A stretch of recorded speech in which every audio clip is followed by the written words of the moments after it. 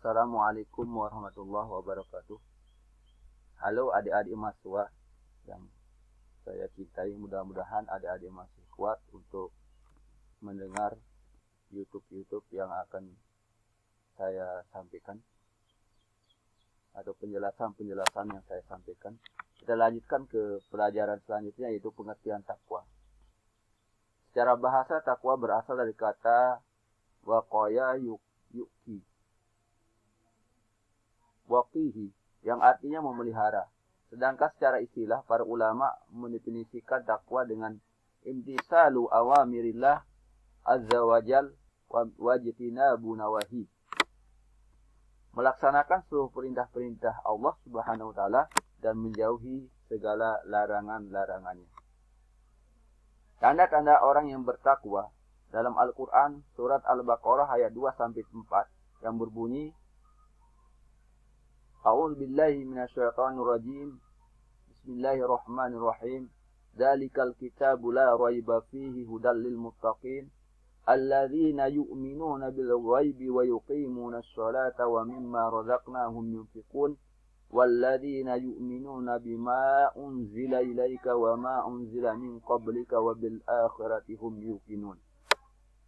Dinyatakan bahwa tanda-tanda orang yang bertakwa adalah alladzina yu'minuna bil ghaib, yaitu orang-orang yang beriman atau percaya terhadap alam gaib. Yuqimunas shalah, mendirikan salat. Razaqnahum yunfiqun, menafkahkan sebagian rezekinya. Yu'minuna bima unzila ilaika, meyakini atau percaya pada Al-Qur'an dan kitab-kitab yang telah diturunkan oleh Allah Subhanahu wa taala kepada rasul-rasul sebelumnya. Wabil akhirati yuqinun, percaya pada hari kiamat atau hari akhirat.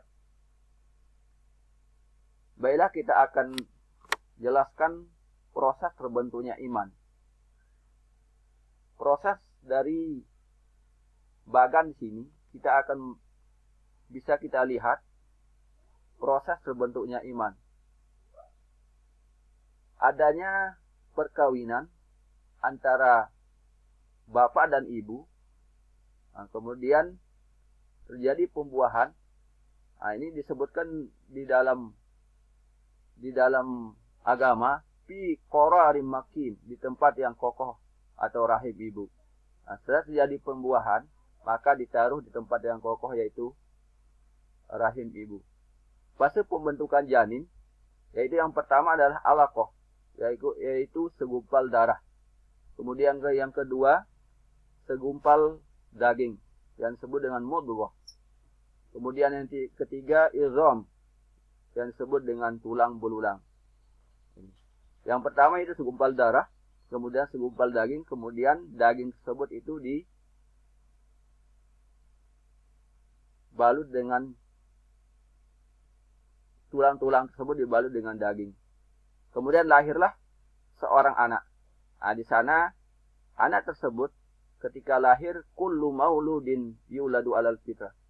Setiap anak yang baru lahir itu adalah dalam keadaan fitrah. Semua dalam keadaan fitrah. Setiap manusia pada dasarnya dilahirkan dalam keadaan suci.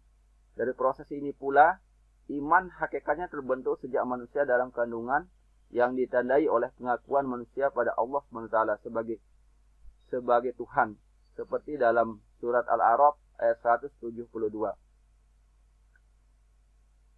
Di dalam kisah di dalam Al-Quran, bahwa ketika di dalam alam zarah, Allah Subhanahu wa taala mengumpulkan semua manusia, yaitu manusia dari Nabi Adam sampai manusia akhir zaman.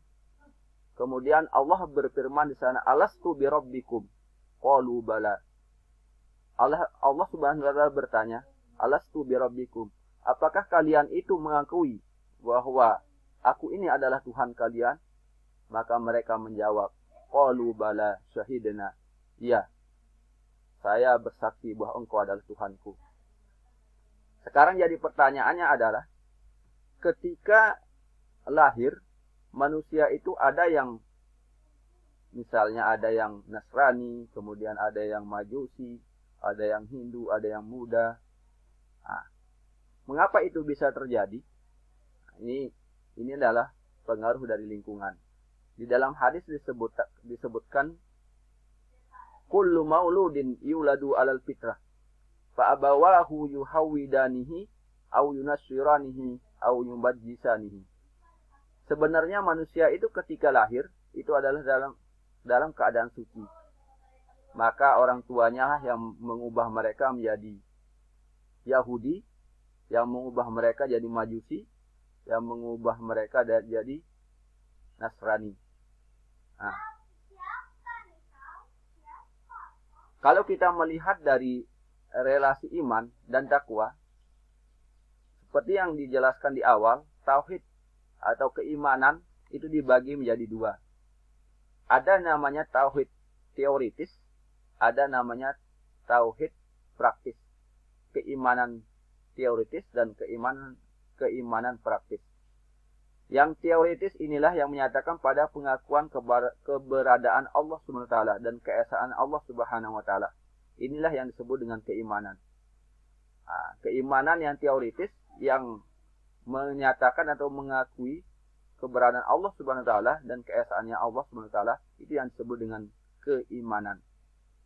Kalau yang kedua yaitu keimanan secara praktis, itu implementasi dari tauhid teoritis yang berkaitan dengan amal ibadah manusia, yaitu melaksanakan perintah dan menjauhi larangannya.